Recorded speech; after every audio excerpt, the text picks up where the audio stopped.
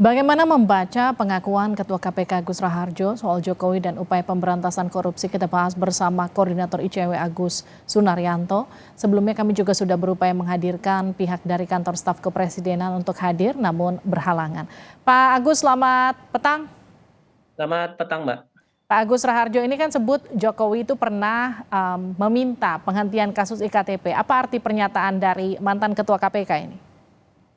Ya, tentu apa yang sudah disampaikan oleh Pak Agus Raharjo yang kemudian dibantah oleh pemerintah gitu ya, itu menurut saya satu hal yang mengagetkan sekali karena kalau benar-benar itu terjadi dan saya sih punya keyakinan bahwa itu terjadi ya, karena Pak Agus Raharjo ini sebagai mantan ketua KPK pasti menanggung resiko besar kalau kemudian dia melakukan fitnah, apalagi kepada presiden gitu ya. Dan kalau kita lihat misalnya bantahan dari Arya Dwi Pangga misalnya itu kan lebih hal yang sifatnya normatif gitu, bahwa tidak ada dalam catatan tamu dan lain-lain, kan sebenarnya sudah disampaikan juga oleh Pak Agus Raharjo gitu bahwa dia diundang kelihatannya tidak secara formal karena hanya dirinya sendiri, biasanya dengan pimpinan yang lain, dan jalan masuknya pun lewat jalan masuk yang tidak biasa, yang tidak menghadapi misalnya kerumunan wartawan dan lain-lain. Jadi itu sebenarnya sebuah indikasi bahwa ada informasi yang luar biasa yang disampaikan Pak Agus Raharjo. Sekali lagi tentu ini adalah terkait dengan benar atau tidak hanya Pak Agus Raharjo yang tahu. Kita sebagai publik kan hanya menafsirkan bahwa kemungkinan benar gitu. Apalagi melihat fenomena-fenomena yang belakangan terjadi sampai kemudian terjadi revisi Undang-Undang KPK, kemudian ada eliminasi terhadap pegawai KPK termasuk penyelidik dan penyidik KPK lewat tes wawasan kebangsaan. Jadi ini kelihatannya memang dilakukan secara sistematis melihat bahwa kewenangan KPK yang berdasarkan undang-undang terdahulu 30 tahun 2022 itu punya independensi yang kuat karena memang diatur dalam undang-undang KPK yang lama, dalam melaksanakan tugas dan kewenangannya KPK harus independen dan harus bebas dari pengaruh apapun, kekuasaan apapun. Baik, seperti yang tadi sempat Anda singgung, Pak Agus, kan kemudian ini Istana sudah membantah ada pertemuan antara mantan pimpinan KPK katakanlah dengan Pak Jokowi. Istana kan menyebut revisi Undang-Undang KPK itu bahkan inisiatif DPR bukan pemerintah. Jadi bagaimana kemudian Anda melihat ada intervensi apa yang kemudian dikatakan mantan pimpinan KPK diduga intervensi dari presiden kemudian beruntut pada revisi Undang-Undang KPK?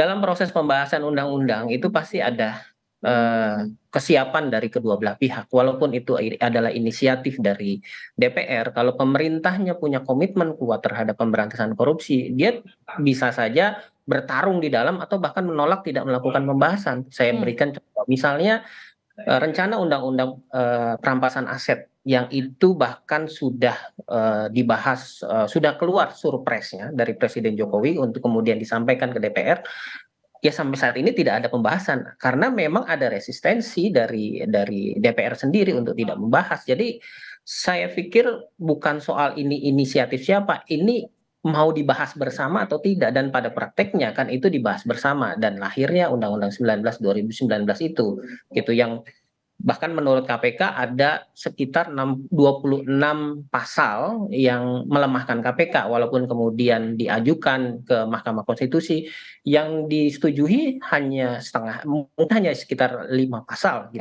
Jadi sebenarnya ini cukup banyak persoalan-persoalan yang ada gitu. Tapi gini, ketika Pak Agus Raharjo mengatakan upaya atau katakanlah turunnya upaya pemberantasan korupsi dan juga kejadian yang terjadi pada Firly Bahuri ini adalah buntut dari revisi Undang-Undang KPK, Anda setuju nggak dengan ini?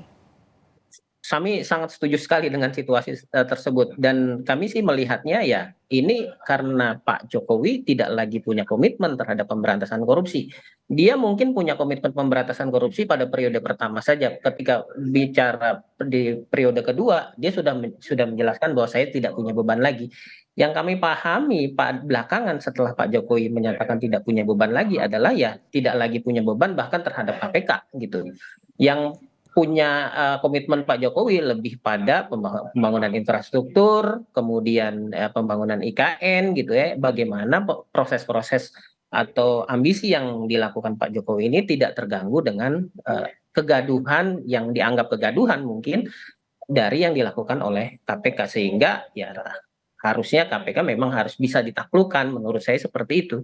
Oke, tapi kalau artinya ICW melihat komitmen pemerintah terhadap pemberantasan korupsi sekarang itu seperti apa? Sebenarnya itu bisa terkonfirmasi dari hasil indeks persepsi korupsi gitu. Apa yang dilakukan oleh pemerintah belakangan itu terkonfirmasi di awal tahun 2023 ketika indeks persepsi korupsi turun jauh gitu dari 38 ke 34 gitu. Ini sebenarnya sudah menggambarkan bagaimana situasi pemberantasan korupsi di Indonesia gitu ya. Jadi ya kalau kemudian pemerintah kemudian kemarin membentuk tim untuk melakukan upaya reformasi hukum, kemudian ya menurut saya itu satu hal yang baik gitu. Tapi Oke. menurut saya itu belum cukup. Baik, terima kasih Pak Agus Sunaryanto sudah bergabung bersama kami di Sapa Indonesia Malam. Sebelumnya kami juga sudah berusaha untuk meminta konfirmasi dari pihak istana dengan mengundang mereka, namun belum ada yang berkesempatan bergabung bersama kami. Terima kasih Pak Agus. Sama-sama, Mbak.